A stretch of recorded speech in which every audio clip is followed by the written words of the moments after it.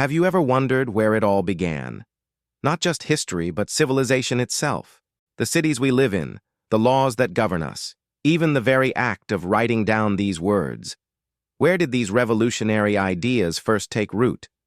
Today, we're journeying back in time, over 6,000 years ago, to a sun-scorched land nestled between two mighty rivers. Welcome to Mesopotamia, the cradle of civilization. The name Mesopotamia comes from ancient Greek, meaning the land between the rivers. And those two rivers, the Tigris and the Euphrates, were the lifeblood of this incredible civilization. Each year they would flood, leaving behind a rich, fertile layer of silt. This wasn't a problem, it was a gift. The ancient people, known as the Sumerians, learned to control these waters with ingenious irrigation canals, turning a harsh desert into a bountiful garden. This agricultural surplus was the spark that ignited everything. For the first time, not everyone had to be a farmer. People could become artisans, priests, soldiers, and leaders. This specialization led to the birth of something entirely new, the city. Imagine a city not built of concrete and steel, but of sun-dried mud bricks. Cities like Uruk, Ur, and Eridu rose from the plains, becoming the world's first urban centers. Each was a city-state, a sovereign nation with its own king, its own army, and its own patron god. At the heart of each city stood a massive stepped pyramid called a ziggurat. This wasn't just a building, it was the sacred link between the heavens and the earth, a testament to their deep spiritual beliefs. Life in these bustling cities was a vibrant mix of trade, religion, and innovation that had never been seen before. But how do we know so much about their daily lives, their beliefs, and their business dealings?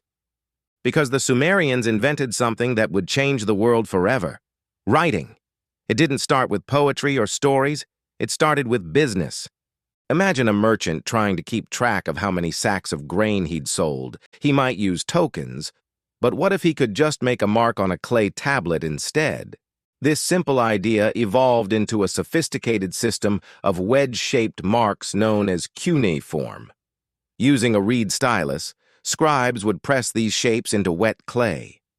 This breakthrough allowed them to record everything, from economic transactions and royal decrees to epic poems like the Epic of Gilgamesh, one of humanity's oldest surviving works of literature. Writing gave them a form of immortality, allowing their voices to reach across millennia. As cities grew and societies became more complex, a new problem arose. How do you ensure fairness and order among thousands of people? Enter Hammurabi, the sixth king of Babylon. Around 1754 BC, he commissioned one of the most important legal documents in history, the Code of Hammurabi. It wasn't the very first law code, but it was the most comprehensive and well-preserved. Engraved on a towering stone pillar for all to see, it contained 282 laws covering everything from commerce and property to family law and professional standards. The famous principle, an eye for an eye, a tooth for a tooth, comes from this code. While it may sound harsh to us, it represented a monumental step forward. It meant that justice was no longer arbitrary, decided by the whims of a powerful individual. Instead, it was based on a written, public set of rules. This was the dawn of the rule of law. The Mesopotamians weren't just brilliant administrators and writers. Their curiosity about the world around them led to incredible advances in science and mathematics. They were keen astronomers, charting the stars and planets from atop their ziggurats. They divided the year into 12 months and the week into 7 days, a system we still use. They even divided the hour into 60 minutes and the minute into 60 seconds. Why 60? Because they used a base 60 number system, which, believe it or not, is why a circle has 360 degrees.